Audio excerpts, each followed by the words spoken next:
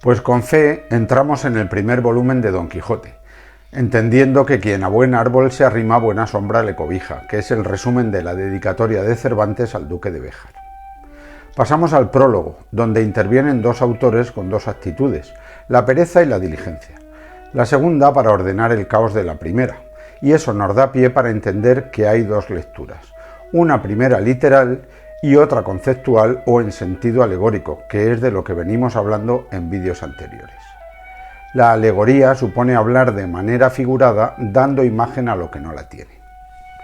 En esta primera parte percibimos detalles que asociamos con la Divina Escritura, en particular con el Antiguo Testamento y en concreto con el Pentateuco o la Torá hebrea, que fueron los 5 libros de la ley escritos por el patriarca Moisés por mandamiento divino.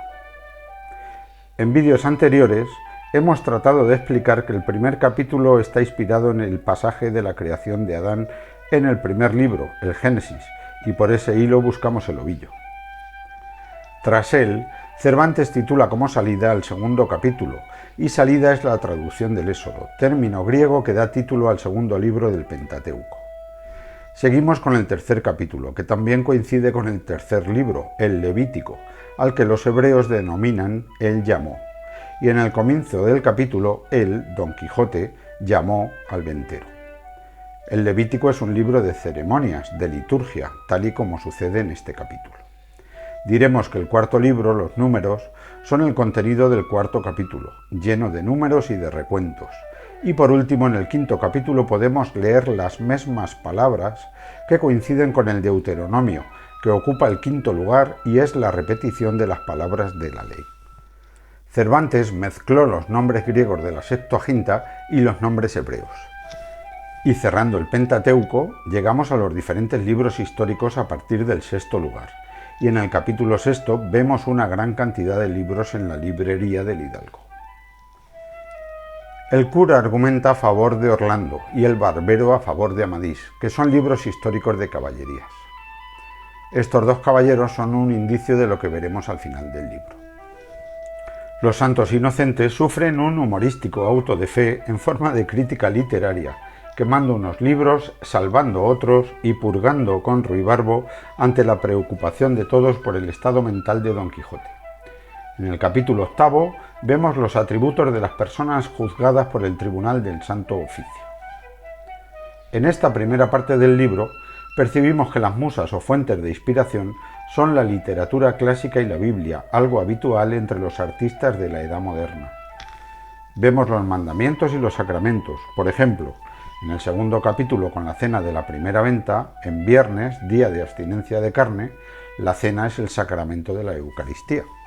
En el capítulo séptimo, en un engaño del ama y la sobrina, nos cuentan el mito de Faetón, que como un rayo quemó la librería. Después, por consejo o mandamiento del ventero, aparece Sancho Panza y junto a Don Quijote hacen la salida o éxodo en busca de la tierra prometida. De la ínsula prometida.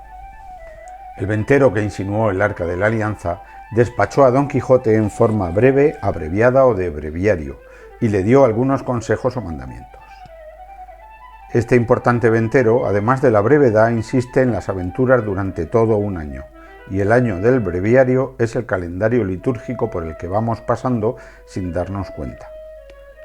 Un calendario es la forma de representar el ciclo solar ordenando el tiempo, y los 50 años del hidalgo suponen el año jubilar descrito en el Levítico. En resumen, estamos leyendo un breviario o librillo de horas o Hagadá hebrea que como un pasatiempo presenta un paralelismo con el autor del Pentateuco, Moisés, redentor de cautivos que habló con Dios. Moisés fue un patriarca hebreo que salió de su lugar en Egipto, al que regresó por mandamiento de Dios para salvar al pueblo elegido y guiarle hacia la tierra prometida. Esta primera parte queda cortada durante el enfrentamiento de Don Quijote con el gallardo vizcaíno, según un manuscrito que necesita traducción. Es un ejemplo de lo sucedido con Orlando enamorado a la muerte de su autor, que quedó roto o cortado hasta la aparición de un segundo autor, Ludovico Ariosto.